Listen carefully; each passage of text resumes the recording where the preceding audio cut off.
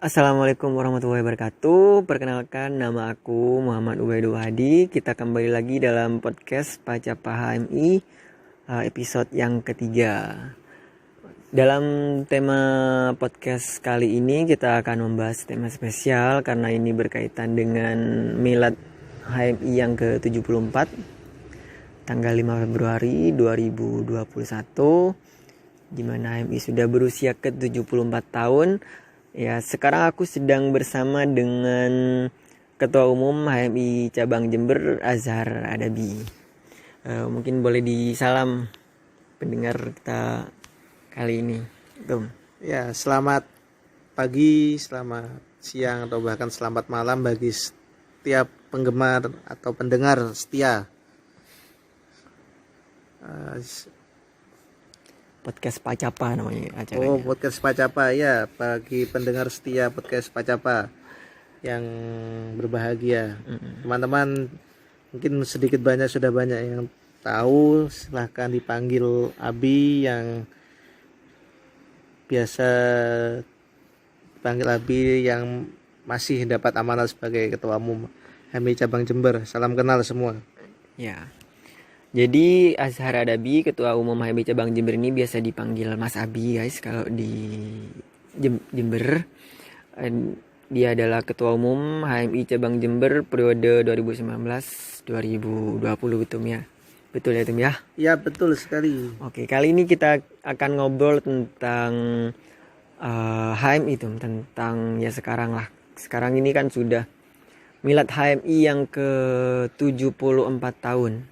Oke, kira-kira apa sih tuh perbedaan yang signifikan gitu loh antara HMI zaman dulu dan HMI sekarang?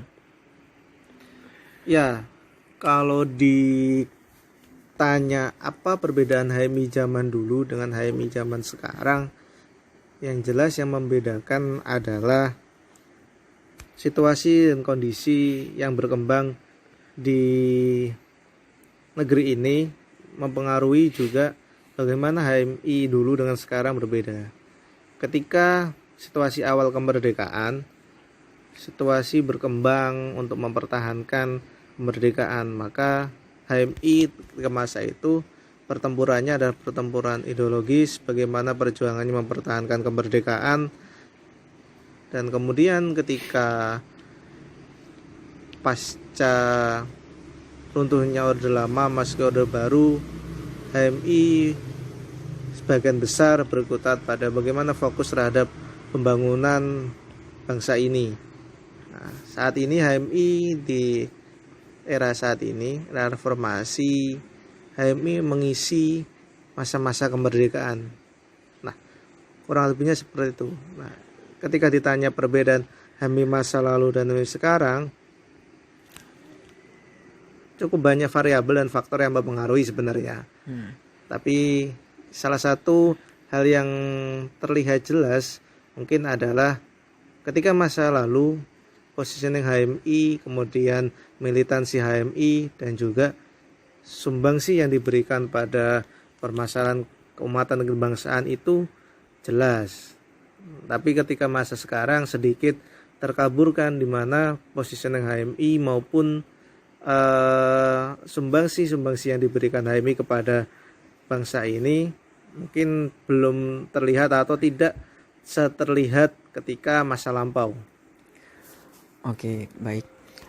Tadi Ketum kan menyebutkan bahwasanya HMI itu sudah bergulat lah istilahnya dengan pada saat masa-masa reformasi, pada masa-masa Orde Baru, atau bahkan pada saat setelah era kemerdekaan. Nah, kira-kira di umur yang sampai usia 74 tahun ini, apa sih yang masih menyebabkan ini HMI itu tetap eksis gitu, tetap bertahan di tengah pertentangan zaman? Kira-kira faktor-faktor apa sih yang membuat HMI itu tetap bertahan sampai sekarang? Wah. Yang menyebabkan HMI bertahan adalah salah satunya faktor regenerasi, di mana ketika suatu organ tidak bisa melakukan regenerasi, maka dia akan putus atau habis setelah itu. Sama halnya dengan HMI yang merupakan organisasi perkaderan, di mana dia terus melahirkan generasi-generasi baru, generasi-generasi yang siap ditempati HMI maupun berkontribusi, maka HMI masih tetap bertahan. Nah, tapi ketika kita bicara eksistensi HMI, nah ini menarik. Sebab apa? HMI sekarang dengan masa lampau mungkin nilai tawarnya berbeda, mungkin apa yang diberikan juga berbeda.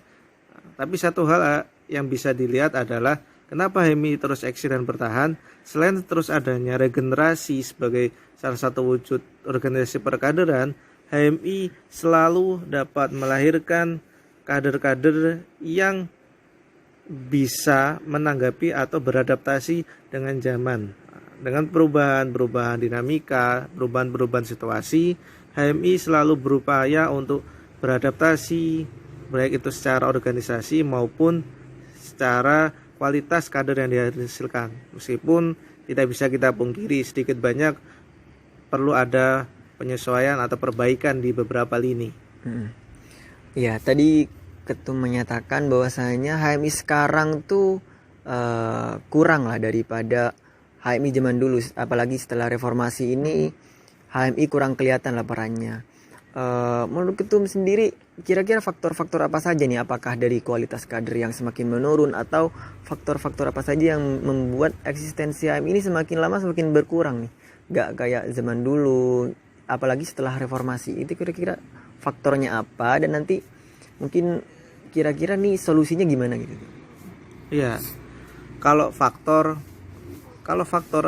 yang bisa dilihat adalah yang pertama kita bicara faktor internal, di mana ketika kita melihat dari internal HMI, salah satu faktor yang bisa diambil adalah menurunnya atau berubahnya kualitas dan orientasi kader, di mana ketika masa dulu atau masa lampau HMI melahirkan banyak sekali pemikir-pemikir, banyak sekali tokoh-tokoh yang berkontribusi nyata kepada bangsa dan negara ini.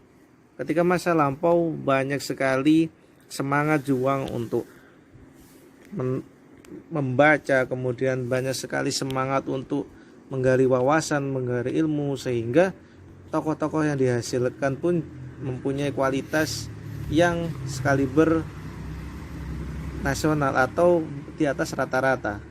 Nah, tetapi ketika saat ini kondisi zaman yang berubah, kemudian kondisi perkembangan teknologi dan sebagainya mengakibatkan kualitas atau orientasi kader yang terbangun saat ini, mereka kurang bisa sefokus dari generasi-generasi masa lampau. Banyak yang sudah teralihkan dengan berbagai macam gaya hidup, berbagai macam hiburan dan sebagainya, sehingga berakibat juga menurunnya kualitas kader. Kemudian kalau dari segi eksternal di luar HMI, pasca reformasi atau beberapa dekade terakhir, kita dirasa atau kita lihat bahwa bangsa ini kebingungan untuk menentukan arah. Platform pembangunan, platform pembentukan karakter atau platform ideologis kita tidak sekuat dulu. Ketika dulu ada beberapa hal yang menjadi fokus, entah itu secara pembangunan ideologis, kemudian platform pembangunan ekonomi, kedaulatan politik dan sebagainya. Pasca reformasi justru malah menjadi sebuah anomali ketika hak-hak demokratis diberikan, ketika masyarakat atau bahkan kita sebagai mahasiswa diberi kebebasan untuk berekspresi. Nah, maka di sini justru kita kesulitan untuk mengembangkan bagaimana platform atau pola yang harus kita bentuk. Terlebih lagi dengan tidak adanya suatu platform khusus yang ingin dibawa oleh bangsa ini, maka itu juga berpengaruh pada HMI. HMI mau dibawa kemana? Setiap pergantian rezim, pergantian kekuasaan, maka berganti pula pola pemerintahan atau pola-pola yang ada di kenegaraan ini, dan itu juga berakibat ke HMI, entah itu berakibat positif atau bahkan berakibat dengan munculnya beberapa konflik-konflik yang ada di tubuh HMI. Oke, baik. Jadi tadi Ketum menyatakan bahwasanya salah satu faktor penyebabnya HM ini sekarang berbeda dengan zaman dahulu adalah berubahnya orientasi kader dalam dalam mengimplementasikan kekaderannya, nggak seperti zaman dahulu yang banyak menyumbangkan bagi kebangsaan lah intinya. Kira-kira dalam model yang seperti ini, di zaman seperti ini, apakah ada yang salah dalam sistem perkaderan atau cara perkaderan yang dilakukan di komisariat ataupun di tingkat HMI secara nasional itu? Apakah ada cara yang salah di situ sehingga mulai berubah orientasinya? Oke, baik, terima kasih. Kalau dibilang salah, sebenarnya tidak, karena sistem perkaderan yang sudah ada di HMI atau sudah ada saat ini adalah sistem yang saya kira adalah sistem terbaik, di mana kita mempunyai berbagai lini perkaderan, mulai tingkat prarekrutmen, rekrutmen hingga pasca rekrutmen, kemudian berbagai training yang sudah ada, kemudian bagaimana perkaderan yang dibangun mulai tingkat komisariat, kemudian cabang hingga tataran pengurus besar. Nah, tetapi yang perlu dicermati adalah bukan sistem perkaderannya, tetapi teknik-teknik dalam kita memberikan atau kita melakukan perkaderan itu. Mungkin yang lebih cermati adalah bagaimana kreativitas kita dalam menanggapi perkaderan di masa atau di generasi saat ini, sehingga pembangunan karakter atau pola pikir dan juga kebiasaan, terutama kebiasaan organisasi yang ada, ini lebih bisa akomodatif atau bisa beradaptasi dengan perubahan. Ketika kita lihat pola-pola perkaderan yang ada, sistem yang ada saat ini secara materi bagus, tapi secara pendekatan ini perlu diatur lagi, karena kita belum menyiapkan perkaderan sejak hulu sampai hilir. Kalau kita berkaca sebelum masuk perguruan tinggi, teman-teman atau mahasiswa atau calon kader ini ada beberapa yang sudah mendapat pengetahuan atau pembekalan apa itu HMI, tapi tidak sedikit pula atau bahkan lebih banyak yang belum tahu atau belum mengenal HMI. Maka perlu adanya penambahan perkaderan sejak dini, yakni perkaderan sejak pra atau masa sebelum dia memasuki perkuliahan. Bagaimana HMI perlu lebih dikenalkan sejak dini, sebelum bagaimana kita tawarkan melalui pola-pola perkaderan AGA, sehingga nanti setelah purna seorang kader HMI bisa menjalankan tugas dan fungsinya atau memberikan sumbangsi pikiran, tenaga, dan lain sebagainya kepada alma mater, kepada himpunan maupun kepada umat dan bangsa. Oke, baik. Jadi kalau secara simpelnya, kalau disimpulkan itu bukan hanya sistem perkaderannya, tapi sistem perkaderannya sudah benar, itu tinggal bagaimana cara penerapannya lah ya, dan juga dimodifikasi sesuai dengan kebutuhan zamannya. Oke, tadi nyinggung ke PB juga itu. Sekarang PB kan menarik nih, kalau PB ngeliat sekarang kan ada kayaknya ada PJ sampai 2 ya. Itu gimana sih itu? Kenapa sih PB nih? Saya kan masih awam lah, seperti istilah orang awam lah, kurang ngerti PB itu gimana. Masih banyak dualisme, mulai dari saya jadi kader HMI 2018 kayaknya sudah diperkenalkan dengan dualisme PB gitu. Walaupun katanya pada masa-masa sebelumnya itu sudah ada dualisme sebelumnya. Ini apa sih? Kenapa sih bisa ada dualisme seperti itu tuh? Kenapa sih bisa ada gitu? Nah, menarik. Kalau ditanya kenapa PB ada dualisme, nah lebih tepat sebenarnya ditanyakan kepada pelaku yang sedang berada atau orang-orang yang ada di lingkungan pengurus besar. Mungkin itu lebih cocok. Tetapi di sini kami atau saya coba melihat, meneropong dari kacamata yang ada di daerah. Sebenarnya kenapa tingkatan pengurus besar selalu ada konflik dan sebagainya, itu mencerminkan bahwa generasi saat ini tidak mempunyai kedewasaan berorganisasi seperti generasi masa lampau.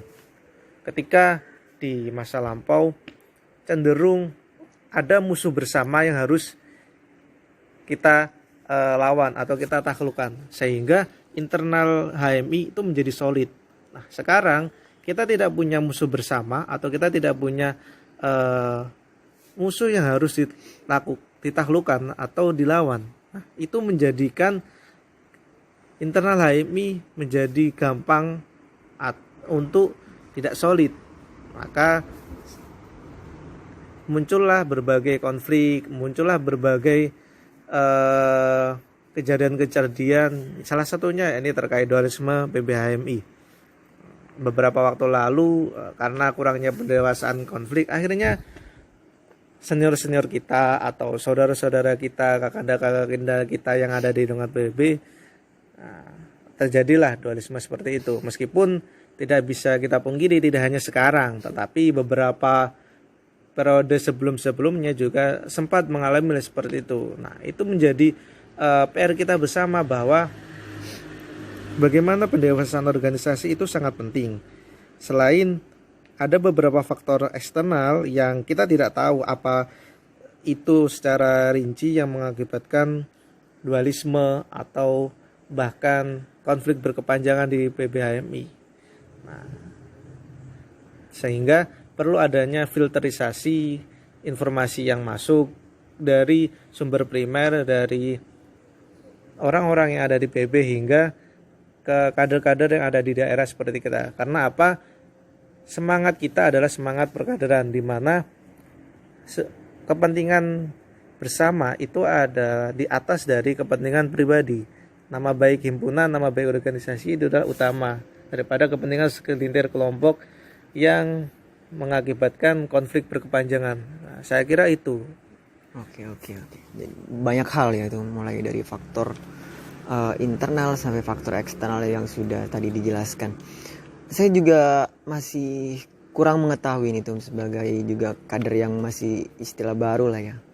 Sebenarnya apa sih seksinya atau menariknya jadi pengurus PB HMI itu sehingga membuat banyak kader sangat berkeinginan untuk menjadi pengurus PB, bahkan menjadi ketum, dan dengar-dengar nih isu-isunya sampai harus gelontorin segelintir dana gitu. Sebenarnya apa sih sisi menariknya dan atau privilege-nya dah kita kalau jadi pengurus PB atau bahkan jadi bisa jadi ketum PB gitu.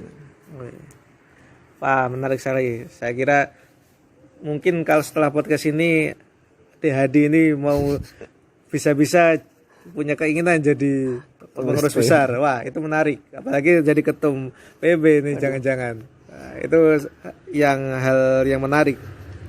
Nah, kalau privilege, balik lagi. Ini kacamata dari orang-orang yang ada di daerah.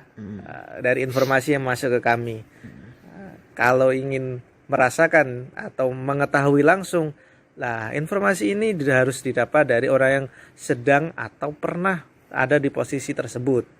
Tapi kita lihat bahwa privilege seorang ketua umum, apalagi tingkat pengurus besar, itu pasti besar dan banyak. Bayangkan saja ketika seorang direktur perusahaan, dia mempunyai suatu perusahaan atau usaha yang dapat dia kembangkan di berbagai lini. Dengan dia mempunyai kedudukan sebagai direktur, maka dia bisa mengambil kebijakan, dia punya pasukan, punya modal, punya capital. Dia kemudian bisa mengembangkan itu ke berbagai lini. Entah itu menjadi anak cabang, kemudian mengembangkan nilai sahamnya dan sebagainya. Sama halnya ketika kita memimpin suatu organisasi tertinggi, meskipun tidak bisa disamakan secara langsung, tidak apple to apple, karena HMI adalah organisasi perkaderan, bukan organisasi profit dan lain sebagainya. Tapi ketika kita menjadi sebuah ketua umum di tataran nasional, tataran pengurus besar, maka orang akan melihat kita, orang akan melirik kita, banyak yang akan melirik. Wah, karena kita mempunyai banyak kader, kita mempunyai multi level yang bisa dikembangkan, mulai dari sisi profesional, kemudian sisi akademis, sisi yang lain pun. Nah, dari situ maka privilege yang diambil, banyak orang yang ingin atau menawarkan kerjasama dengan kita. Begitupun sebaliknya, ketika kita ingin mengembangkan suatu organisasi atau kita mau mengembangkan suatu kepentingan atau cita-cita yang ingin diraih, maka akan semakin banyak pula jalan yang bisa dibukakan. Secara mudah, gampangnya seperti ini. Ketika kita ditetapkan pengurus besar, nah ada suatu label yang melekat pada kita bahwa kita adalah pucuk dari pimpinan tertinggi, kita mempunyai massa yang banyak, kita mempunyai banyak sekali modal di belakang kita. Dalam artian bukan hanya capital, tetapi sokongan dan sebagainya.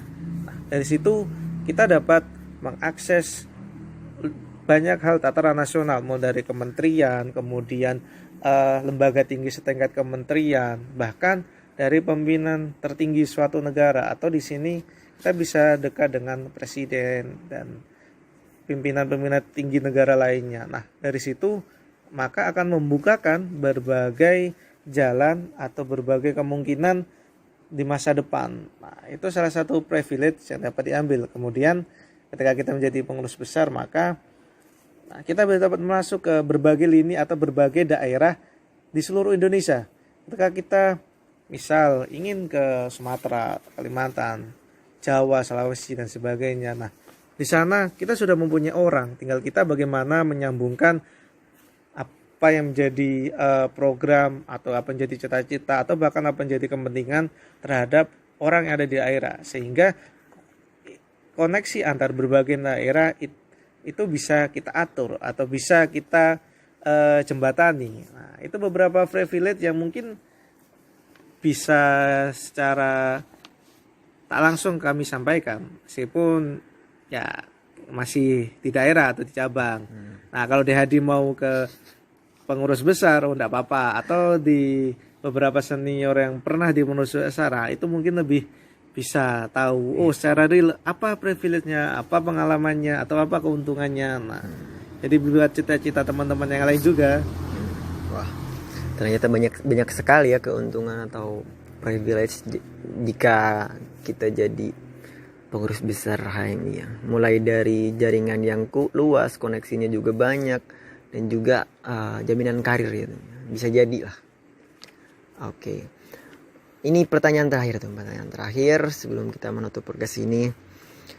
PB HMI kan bentar lagi nih kongres ya. Kongres, dan katanya cabang juga mau konvercap setelah kongres.